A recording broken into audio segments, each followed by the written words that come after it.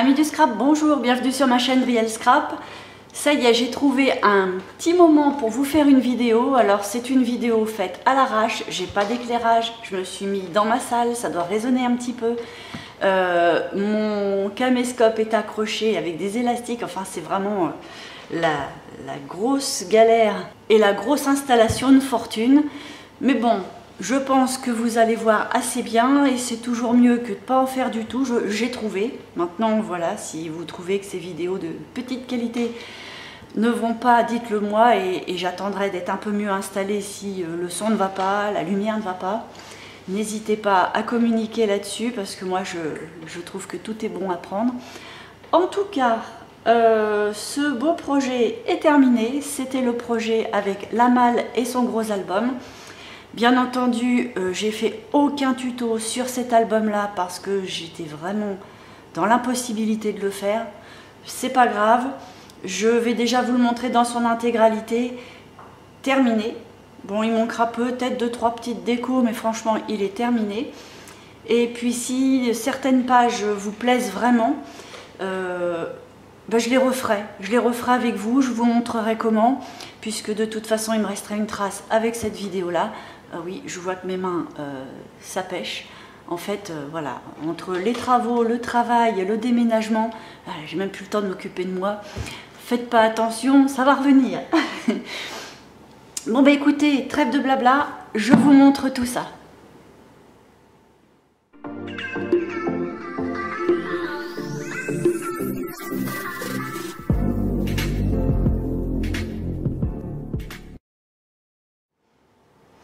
Alors, on va commencer par ce que vous connaissez déjà, c'est la malle.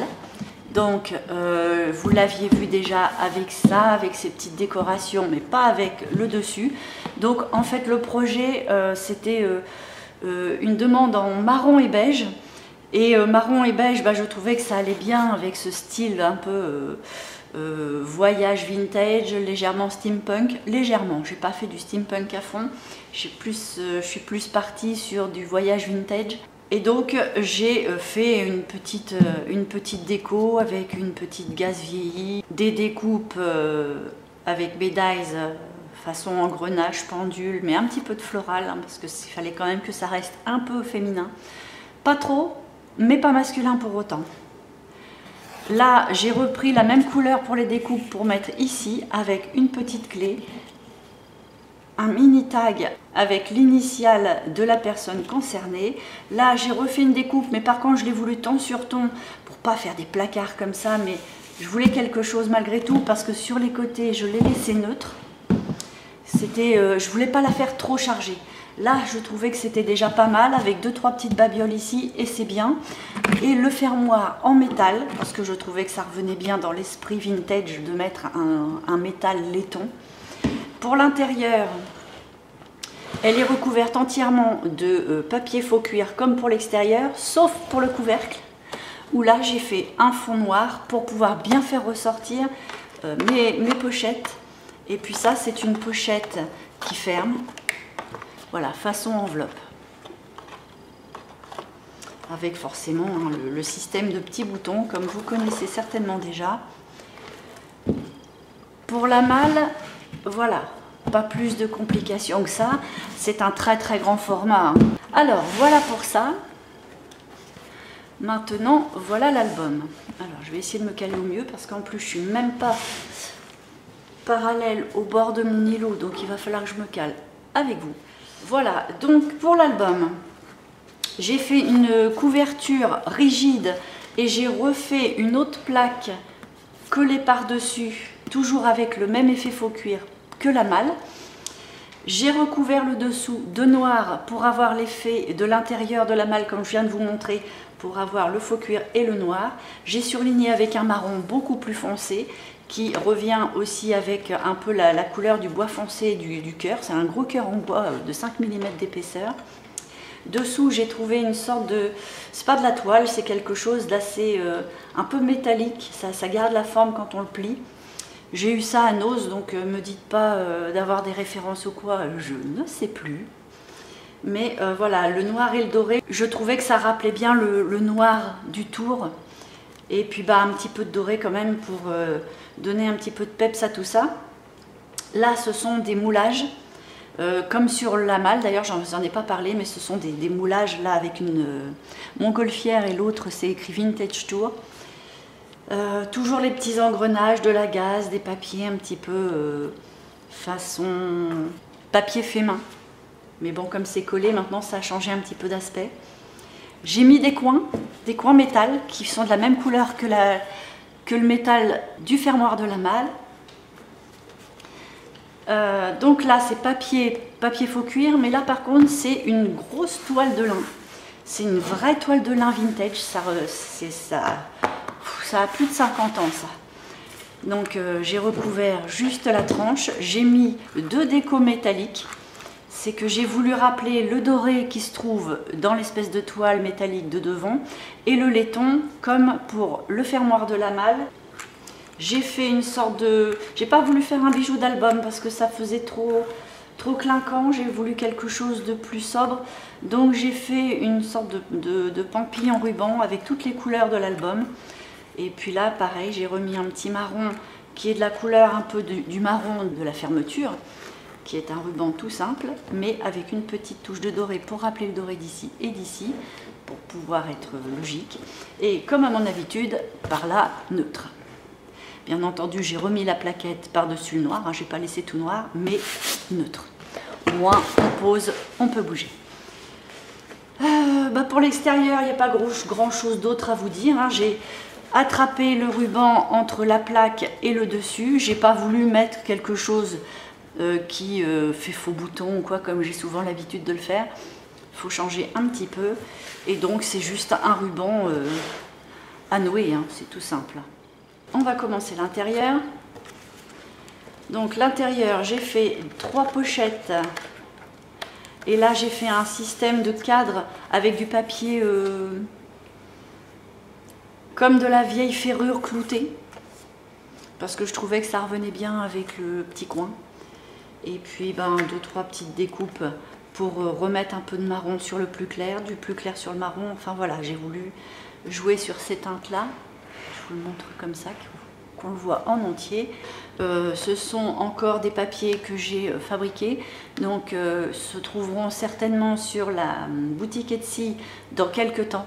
Maintenant, vous dire quand, j'ose pas trop m'avancer parce qu'à chaque fois que je vous donne des délais, j'ai du mal à les respecter, donc j'aime pas ne pas tenir mes engagements. Alors on va dire que ça arrivera plus tard, bientôt plus tard. Alors bien entendu, les papiers que vous voyez, tout n'est pas dans la collection parce que ça, c'est pas moi. Ça, c'est une collection Stamperia, ça. Mais ce que vous voyez là, sauf ça, ça oui. Alors pour la première page, j'ai fait tout simple. J'ai voulu faire une cascade. Donc j'ai mis une petite déco qui maintient les petites ficelles pour faire une grande patte et une cascade interactive, comme vous devez bien la connaître maintenant. Voilà, sur la suite, là ce sont des pochettes, donc j'ai mis des petits tags, des petites choses comme ça. Là j'ai mis un tag tout simple qui vient fermer la page. Quand on l'enlève, ça décoince le rabat, qui nous permet d'avoir encore un espace photo ou journaling, et hop, on peut ouvrir. Alors, la partie du bas, ça va pas être facile. La partie du bas, voilà, c'est une grande photo, ça c'est pareil, c'est Stamperia, vous l'aurez pas dans la collection, ça non plus, ça oui. Donc c'est une pochette avec une fiche. Au milieu, j'ai fait 2 volets qui s'ouvrent avec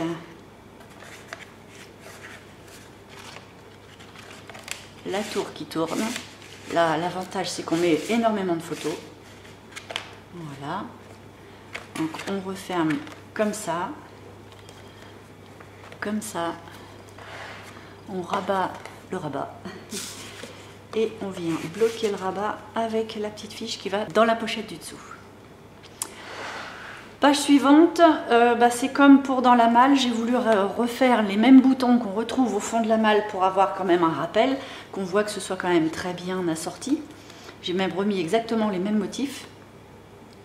Donc petite ficelle twin, hein, comme pour la première page, qu'on tourne autour. Le petit rabat se soulève. On a un petit chat. Ça, c'est Stamperia aussi. Et là, on a une sorte de cascade avec des petites languettes, des pages languettes.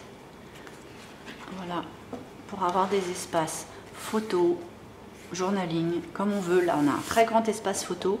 Les deux rabats se mettent comme ça, celui-ci à la fin pour qu'il soit par-dessus, pour pouvoir justement bloquer l'ensemble après. Et ces trois rabats-là sont mis sur une grande page. Donc le rabat se présente comme ça, avec encore une fiche, ça c'est Stamperia aussi, qui se coince comme ça, ce qui permet de remettre à volonté, enfin à volonté peut-être pas, mais là on peut facilement remettre des fiches de plus en plus grandes, ou voilà, on peut rajouter. Au milieu, une pochette à l'envers, comme ça on tire sur la fiche. Là on a un espace photo, là c'est plus de la déco, là forcément on a encore de l'espace aussi. C'est pareil, ici on peut en mettre facilement 3-4 fois plus. Bon allez, 3 fois, parce qu'il n'y a pas de soufflet. Hein. Donc on referme comme ça, on rabat et on vient bloquer avec la petite ficelle sur le bouton. Ensuite, ça ce sont deux petites pâtes aimantées sur lesquelles j'ai fait une découpe tout autour. Alors travail de patience, hein, c'est vraiment de la dentelle, c'est un petit peu fragile mais c'est tellement joli. Donc il y a un petit aimant. Quand on ouvre les petites pattes, on a deux volets qui s'ouvrent en haut et en bas. Et sur chaque volet, ça s'ouvre à nouveau gauche-droite. Donc là, une petite pochette.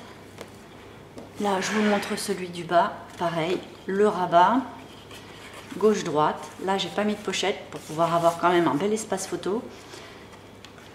Et le milieu sous ces rabats. Donc là, il y a un autre rabat, comme ça. Et là, on a des fiches à l'intérieur. Hop, je vous ramène ça. Qui se coince, qui habille un petit peu. Et là, deux pochettes. Donc forcément, on a un espace photo ici, mais on peut rajouter des petits livrets, des grandes fiches, en fonction des photos, du volume, à volonté. Hop. On ferme comme ça. Donc tout ce bloc-là s'ouvre avec une autre page par-dessus, où là, il y a encore une grande pochette avec des fiches. Et là, par là, une pochette en biais avec une énorme fiche. J'ai mis ma photo préférée, où là, on peut vraiment mettre pas mal. Et puis, des fiches comme ça, on peut facilement en mettre 3-4. Après, tout dépend si les photos sont imprimées ou développées, parce que c'est plus ou moins épais, mais facilement 3. Voilà, là, on se retrouve sur la page d'avant. Alors, la page qui suit, c'est une page qui ferme avec les deux pochettes qui coincent un livret. Donc, un grand livret de notes dans lequel j'ai fait un petit espace photo. Bon, ça, c'est une déco Stamperia. Hein. Donc, quand on enlève le livret de ces deux pochettes-là, forcément, ça décoince deux rabats. Sur le rabat du bas, on a une petite pochette avec une fiche comme ça. Pour mettre une grande photo derrière. Le rabat du dessus, c'est juste un espace photo avec une petite décoration, des rubans. Pour le milieu, on a deux petits rabats doubles qui se referment vers l'intérieur. Donc ça donne ça et ça.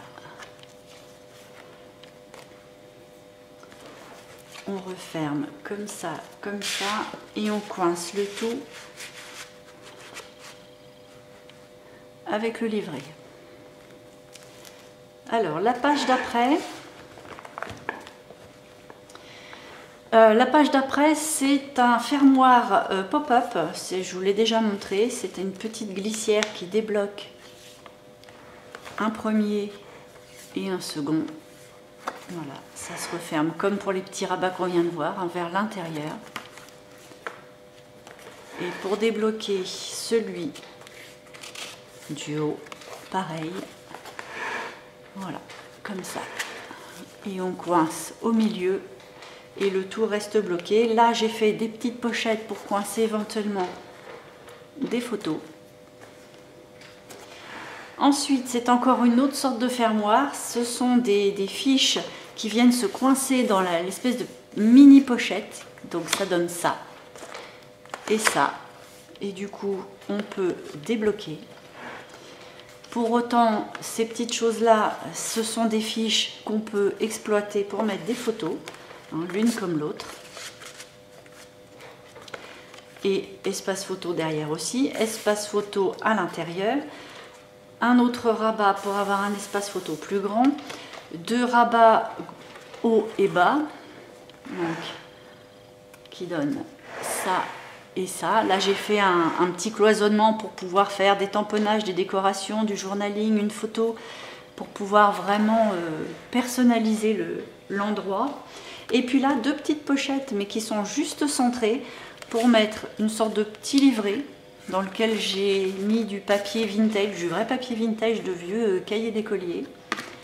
Voilà. Et puis 2 petites fiches cartes postales. C'est les petites fiches cartes postales qu'on retrouve aussi dans une des pochettes à l'intérieur de la malle. J'en ai mis 3-4 des petites cartes postales comme ça. Donc on referme comme ça, un premier volet, un second, enfin les 2 autres petits volets par-dessus, et on vient coincer la fiche à l'intérieur. Et ça ne bouge plus. Pour la suite, c'est un autre fermoir encore, un autre système. De toute façon, j'ai fait plein de sortes de systèmes de fermoirs. C'était un peu le principe de cet album-là. Je voulais des fermoirs de différentes sortes, je voulais jamais le même. Donc là, c'est un fermoir avec une fente. On a un effet de 3 volets, comme ça, avec un aimant ici. Voilà, il y a un aimant pour bloquer l'ensemble. Et une fois que les volets sont ouverts, on vient hop, le sortir de la fente. Donc là, on peut éventuellement mettre une photo. Là, au rabat, comme ça, on a une petite bande qui coince une autre fiche. Dans la partie centrale, on a un rabat qui va vers le bas et un rabat qui va vers la gauche. Donc on referme comme ça, on rabat l'ensemble et on vient glisser, hop, je vous montre là, et on vient glisser dans la fente et on aimante. Voilà, encore une autre sorte de fermoir. La page qui suit, refermoir différent. Donc là, c'est un effet de petit onglet rotatif. Donc je l'ai fait, d'habitude, l'onglet rotatif, je le mets avec une attache parisienne. Là, je l'ai fait avec un petit œillet, forcément pas trop serré. Et ça marche très bien. Donc là, comme c'était sur le thème du voyage, j'avais les valises d'un côté, ben, moi j'ai voulu les moyens de locomotion de l'autre. Donc il y a la locomotive et la montgolfière.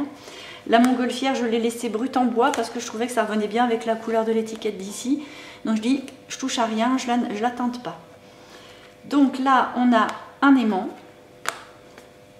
pour fermer les 2 volets, mais ce petit volet-là renferme une autre surprise, c'est le pop-up Twist and Pop.